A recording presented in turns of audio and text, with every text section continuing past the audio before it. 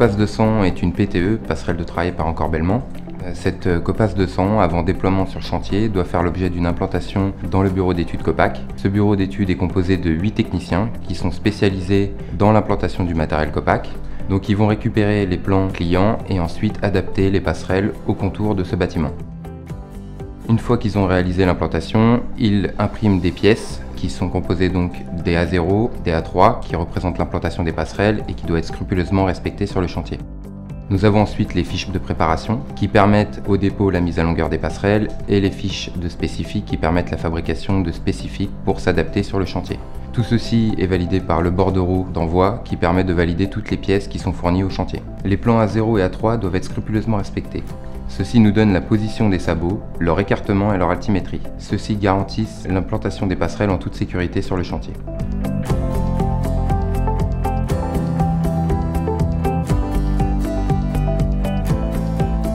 Pour la mise à longueur de la passerelle, l'ouvrier va sortir chacune des rallonges à la longueur souhaitée selon la fiche de préparation. Il faut ensuite bien les fixer pour faire en sorte qu'elles ne se décalent pas.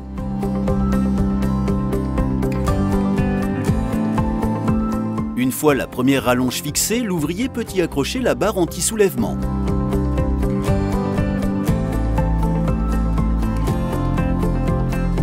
Lorsque celle-ci est bien en place, il peut commencer à fixer les rallonges suivantes. Il y en a 5 au total, et elles peuvent être de longueurs différentes. En effet, ce sont les rallonges qui vont déterminer la forme de l'extension.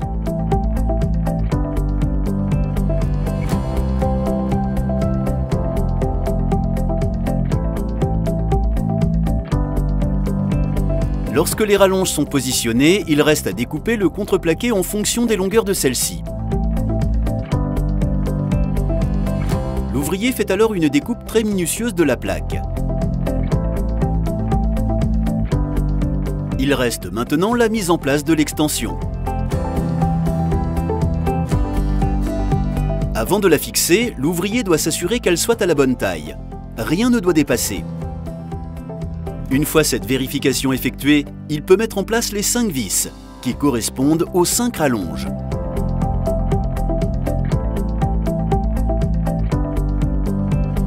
La passerelle est maintenant prête à être envoyée sur la zone de départ.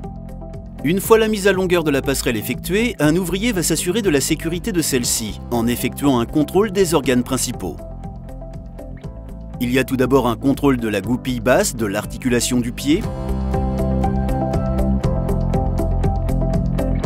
Toutes ces vérifications se font à l'aide de la feuille de contrôle. On vérifie ensuite la présence de la goupille sur l'articulation centrale. On analyse ensuite l'articulation du bracon haut en vérifiant qu'il y ait bien la goupille. Il faut maintenant contrôler la liaison entre l'anneau de levage et la barre anti-soulèvement. On commence par vérifier la présence des goupilles, puis on effectue un test de la barre anti-soulèvement. Lorsqu'on la soulève et qu'on la lâche, il faut s'assurer qu'elle revienne dans sa position initiale. Pour finir, il faut contrôler les câblettes qui lient tous les axes. On réitère à présent les opérations de l'autre côté de la passerelle.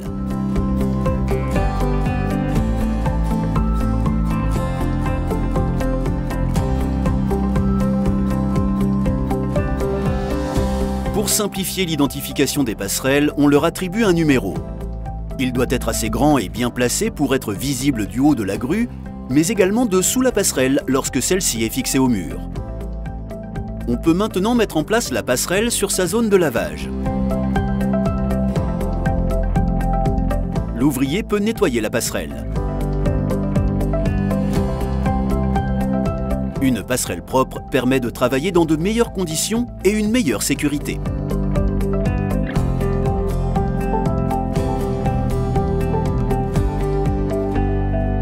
Pour le montage de la passerelle copasse de sang, la première étape est de débrider l'axe du grillage en retirant les loquets. Il faut le faire des 2 côtés de la passerelle. On se dirige ensuite vers l'avant de la passerelle pour mettre en place les grillages de sécurité. Pour ce faire, il faut attraper les poignées et basculer le cadre. Il faut impérativement déplier le garde-corps pour éviter que le grillage ne retombe. On peut dès à présent rebrider l'axe du grillage. Puis on effectue l'opération une seconde fois.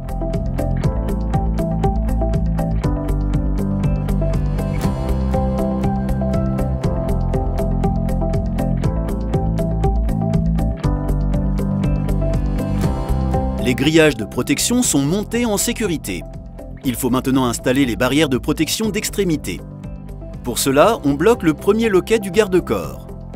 On saisit ensuite les barrières et on enlève les deux goupilles.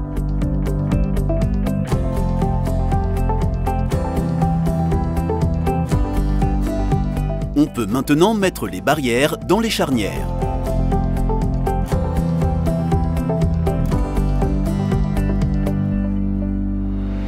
Puis on replace les deux goupilles.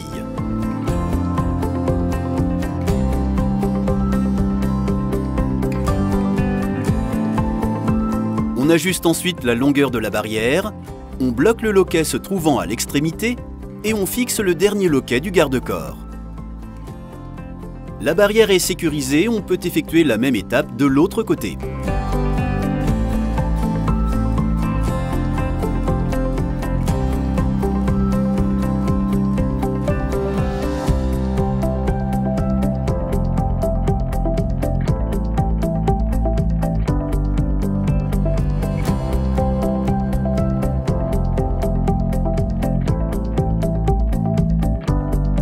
La passerelle est maintenant prête à être attrapée par la grue et déployée.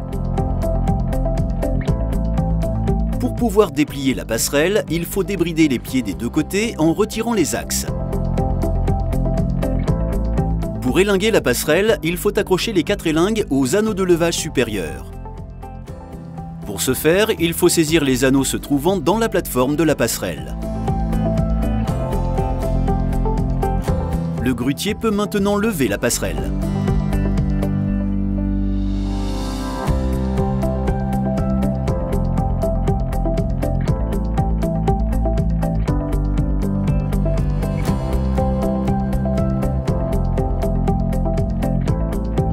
Une fois la passerelle dépliée, on saisit le bracon horizontal. On le bloque sur le pied et on le bride avec le loquet. La passerelle est maintenant montée en toute sécurité.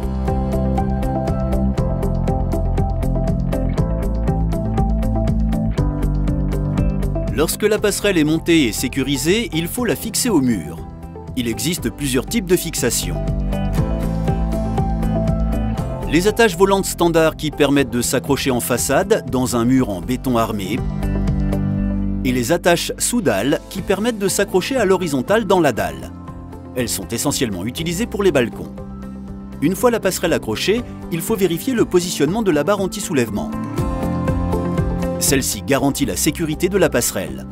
En effet, il faut impérativement que la barre soit positionnée sous le bec de l'attache volante.